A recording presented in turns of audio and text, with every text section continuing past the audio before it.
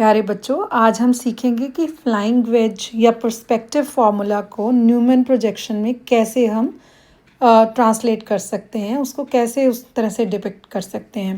पहली बात तो हमें पता है कि न्यूमैन प्रोजेक्शन एक इस तरह का पॉइंट ऑफ व्यू होता है जिसमें हम एक कार्बन कार्बन बॉन्ड को डाउन से देखते हैं, एक तरफ से देखते हैं।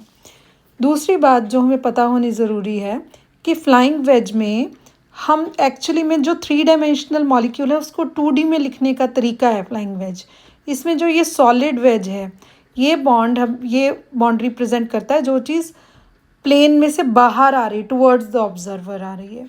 और ये जो डॉटेड या ये वेज है, ठीक है, ये रिप्रेजेंट करता है जो in the down the plane है, like inside the, not in the plane but away from the observer, right. और जो सिंपल बॉन्ड्स हैं ये तो इन द प्लेन है। तो 2 बॉन्ड्स इन द प्लेन, एक बॉन्ड ऑब्जर्वर की तरफ, एक away from the observer, right.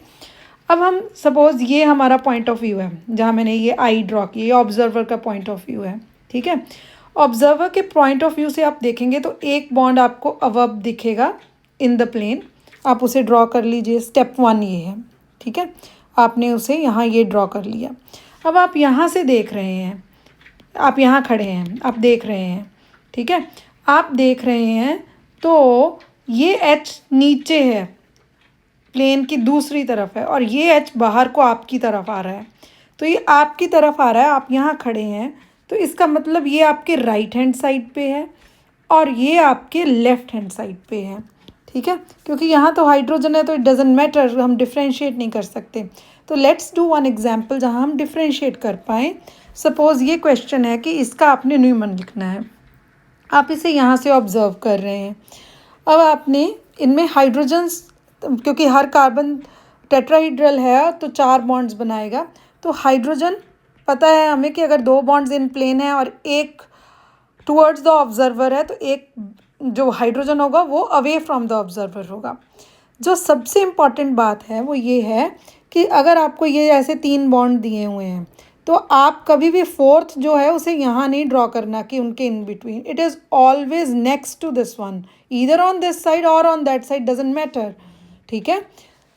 मैं रिपीट करती हूँ, सपोज आपके लिए इस तरह से बॉन्ड्स दिए हुए हैं किसी ने कि ये कोई एक्स बॉन्ड है। अब आपको पता है कि 4th तो हाइड्रोजन है ऑब्वियस, तो आप उस हाइड्रोजन को कभी भी इन जो 2 इन द प्लेन है उनके साथ मत, उनके इन बिटवीन मत ड्रॉ कीजिए, ये रॉन्ग है positioning, this is wrong, right. Right क्या है कि उसे वेज के साथ, सॉलिड वेज के साथ लिखें, चाहे इस तरफ लिखें या इस तरफ लिखें, उससे कोई फ़र्क नहीं पड़ता, ठीक है। अब हम आ जाएं अपने क्वेश्चन पे। हमारा क्वेश्चन था कि हमने इस मॉलिक्यूल को न्यूमन में लिखना है। ऑब्जर्वर ऑब्जर्व कर रहा है, ओके, ये मेरा फ्रंट कार्बन है, ठीक है। अब मैंने सर्कल ड्रॉ किया बैक कार्बन के लिए, फ्रंट कार्बन डॉट से रिप्रेजेंट होता है। ये वाला जो मिथाइल है ये डाउन है, नीचे को है, स्ट्रेट डाउन मेरे देखने से, अगर मैं इस तरफ से देख रही हूँ, ये ऑब्जर्वर है तो ये नीचे है, तो मैं इसे ड्रॉ करूँगी, मिथाइल नीचे है। अब मैं ऑब्जर्वर हूँ, मैं यहाँ खड़ी हूँ, ठीक है, मैं यहाँ खड़ी हूँ, तो क्लोरीन बाहर निकल रहा है, हाइड्रोजन नीचे है, बोर्ड की दूसरी तरफ है, ठीक है। इसका मतलब जो क्लोरीन है वो मेरे राइट साइड पे है, तो क्लोरीन, ये 2 बॉन्ड्स हैं, क्लोरीन मेरे राइट साइड पे है और हाइड्रोजन मेरे लेफ्ट साइड पे है। अब हम बैक वाले कार्बन पे फोकस करें, ये वाले पे, ठीक है। इसमें भी आप ड्रॉ कर लीजिए हाइड्रोजन को, हाइड्रोजन ड्रॉ कर ली। अब मैं यहाँ से देख रही हूँ, सॉरी, इसे मैं अच्छे से ड्रॉ करती हूँ।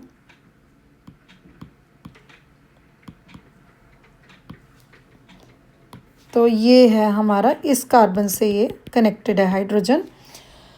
अब मैं यहाँ से देख रही हूँ, ओके, मैं देख रही हूँ ये वाला मिथाइल इस वाले मिथाइल के अपोजिट है और ऊपर को खड़ा है, ठीक है। तो इसका मतलब मेरा जो सेकंड वाला कार्बन है उसका मिथाइल ये है, इस वाले के अपोजिट। अब बाकी 2 बॉन्ड्स मैंने डिसाइड करने कि क्लोरीन किस तरफ है और हाइड्रोजन किस तरफ है। अब मैं यहाँ से देख रही हूँ, देख रहे हो आप भी कि यहाँ से मैं देख रही हूँ, और हाइड्रोजन डाउन है, बोर्ड के नीचे वाली साइड पे है, क्लोरीन मेरी तरफ को आ रहा है, क्लोरीन मेरी तरफ को आ रहा है। ठीक है, मैं ऐसे खड़ी हूँ तो मेरे राइट साइड पे क्लोरीन आ रहा है और मेरे लेफ्ट साइड पे हाइड्रोजन जा रहा है। मेरे राइट साइड पे क्लोरीन है और मेरे लेफ्ट साइड पे हाइड्रोजन है। तो ये बन गया इसका न्यूमन प्रोजेक्शन।